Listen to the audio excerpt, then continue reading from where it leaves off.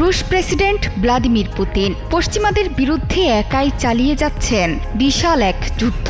তিনি নানা ষড়যন্ত্রের টার্গেটে পরিণত হয়েও তুমুল বিক্রমের সাথে লড়ে যাচ্ছেন এখনও। কুর্স্কের যুদ্ধক্ষেত্রে সশরীরে বিজয় উদযাপন করতে গিয়েছিলেন রুশ প্রেসিডেন্ট ভ্লাদিমির পুতিন। তার এই বিজয় উদযাপন যেন রাশিয়ার শক্তিকে আরও বহু গুণে বাড়িয়ে দিয়েছিল। সবাই জানে পুতিন একজন সত্যিকারের যোদ্ধা। যুদ্ধক্ষেত্রে তার আগমন রুশ বাহিনীকে সাহস এবং অনুপ্রেরণা জুগিয়েছিল সেদিন। কিন্তু সেই সময় নাকি তাকে হত্যার ছক কষেছিল ইউক্রেন। সীমান্তবর্তী এই অঞ্চল থেকে ইউক্রেন সৈন্যদের হটিয়ে দেওয়ার পর প্রথমবারের মতো কুর্স্কে যান পুতিন। কিন্তু সেখানেই পুতিনকে সরিয়ে দেওয়ার পরিকল্পনা আঁটেন ইউক্রেনের প্রেসিডেন্ট ভলোদিমির জেলেনস্কি। এমন চাঞ্চল্যকর দাবি করেছেন দেশের বিমান প্রতিরক্ষা বিভাগের কমান্ডার ইউরি দাশকিন। ২০ মে কুর্স্ক অঞ্চলে সফরের সময় ইউক্রেনের ড্রোন হামলার লক্ষ্য ছিল পুতিনের হেলিকপ্টার।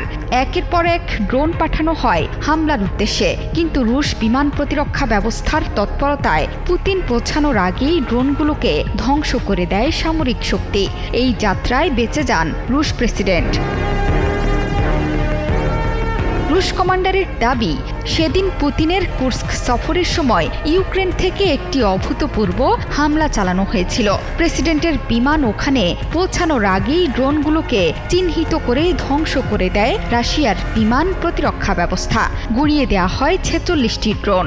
গত ২০ থেকে ২২ মের মধ্যে ইউক্রেনের বড়সড় ড্রোন হামলার শিকার হয়েছিল রাশিয়া। দেশের বিমান প্রতিরক্ষা ব্যবস্থার তৎপরতায় ৩ দিনে ১,০০০-এর বেশি ড্রোন ধ্বংস করা হয়েছিল। এর ধারাবাহিকতায় পুতিনের হেলিকপ্টারটিও লক্ষ্যবস্তুতে পরিণত হয়। কুর্স্ক ভূখণ্ডের ওপর দিয়ে তার হেলিকপ্টার ওড়ার সময় বেড়ে যায় আক্রমণের তীব্রতা। এই ঘটনার পর উদ্বিগ্ন রাশিয়া। ইউক্রেনের ড্রোনের সক্ষমতা নিয়েও চলছে চুলচেরা বিশ্লেষণ।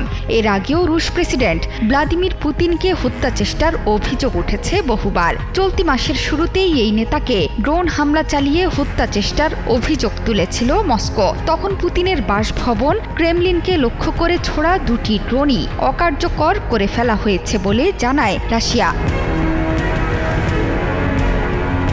রাশিয়া ইউক্রেন যুদ্ধবন্ধে মধ্যস্থতা করছেন মার্কিন প্রেসিডেন্ট ডোনাল্ড ট্রাম্প। কিন্তু পুতিনের সাথে যেন কোনোভাবেই পেরে উঠতে পারছেন না মার্কিন প্রেসিডেন্ট। তাকে উন্মাদ বলেও আখ্যা দিয়েছেন ট্রাম্প, যদিও ভেবে চিন্তেই তারা কাজ করছেন বলে জানিয়েছে মস্কো।